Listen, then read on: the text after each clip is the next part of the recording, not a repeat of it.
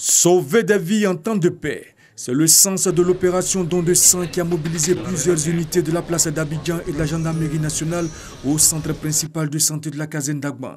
Une opération qui vise à recueillir le maximum de poches de sang, ce à l'initiative du ministre d'État, ministre de la Défense Ahmed Bakayoko. Je suis vraiment content de participer au don de sang parce que ça permet de sauver des vies. Nous sommes là aujourd'hui matin avec vraiment toute notre troupe pour participer à cette opération d'envergure.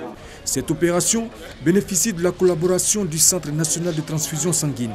Aujourd'hui, en matière de santé, le sang a une très grande place. Et là, quand les militaires viennent comme ça à notre secours, ils viennent participer à un acte de santé. Ils viennent aider le ministère de la Santé à sauver les populations. Donc, ils se rapprochent des populations. Et ces actes-là, nous ne pouvons que remercier le ministre de la Défense et les militaires. Une motivation partagée par le ministre d'État, ministre de la Défense Ahmed Bakayoko, qui a pris part à l'opération qui vise à réduire le déficit de poches de sang et à renforcer les liens armée-nation. Notre leitmotiv, c'est de faire en sorte que l'esprit armée-population soit renforcé et que nous puissions inculquer à nos hommes le sens du secours, le sens d'apporter quelque chose aux populations. Et donc aujourd'hui, c'est une opération citoyenne de don de sang. On a un besoin de 240 000 poches à peu près. Il y en a à peu près 160 000. Donc il y a un gap de près de 70 000 poches. Donc cette opération qui commence aujourd'hui au camp Agban, qui va se poursuivre dans les unités de Boaké, de Korogo, va permettre de combler ces gaps. Et j'invite tous nos compatriotes à participer à ce genre d'opérations qui sont des opérations qui anticipent la santé des uns et des autres. En cas d'urgence, il faut du sang. Et aujourd'hui, moi, je suis très heureux de participer aux côtés de chaque militaire à cette opération pour donner l'exemple. Cette opération s'inscrit dans le cadre des actions civilo-militaires. Objectif, recueillir 7500 poches de sang. La motricité des doigts de sa main droite, Issa ne l'a plus, mais reste tout de même alerte.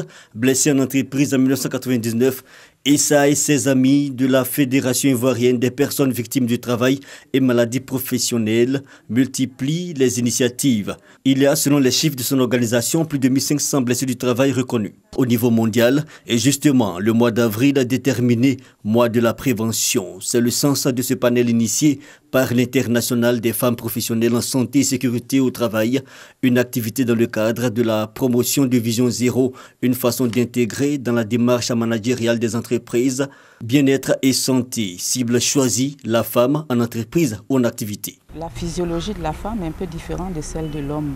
Donc dans le milieu de travail, elles peuvent être vulnérables face à certains risques dans certaines situations qui les exposent. Par conséquent, il faut tenir compte de leurs particularités, non seulement dans les législations, mais dans les pratiques du travail, dans les dimensionnements, dans les aménagements des postes de travail, de telle sorte qu'elles puissent travailler en toute sécurité, sans nuire ni à leur sécurité, ni à leur santé.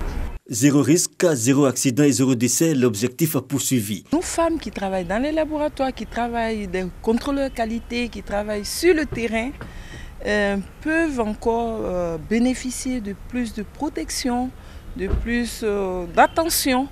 Et donc ce forum nous a permis vraiment d'avoir un certain nombre d'idées et de pouvoir faire des propositions à la direction générale.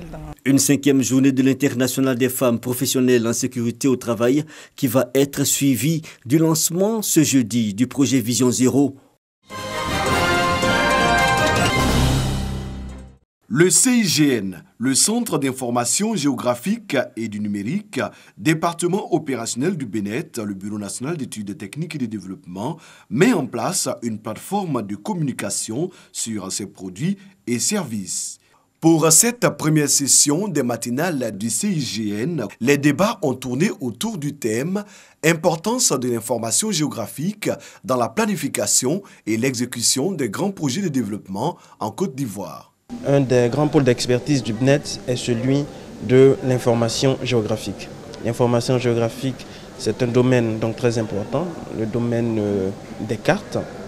Et c'est un domaine qui est au début et au cœur donc, de tout grand projet de développement en Côte d'Ivoire. À travers cette tribune, le Centre d'information géographique et du numérique propose des outils innovants pour améliorer la qualité de service dans divers domaines, notamment la santé, l'aménagement du territoire, la gestion des risques et catastrophes naturelles, le transport, l'agriculture, l'environnement et dans bien d'autres secteurs. Nous sommes totalement intégrés dans toutes les activités. Aujourd'hui, on parle du métro d'Abidjan.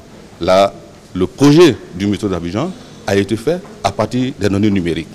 La réalisation des schémas directeurs d'urbanisme se fait à partir des données d'information géographique. Les matinales du CIGN constituent un cadre d'échange entre acteurs et décideurs du domaine des sciences géographiques.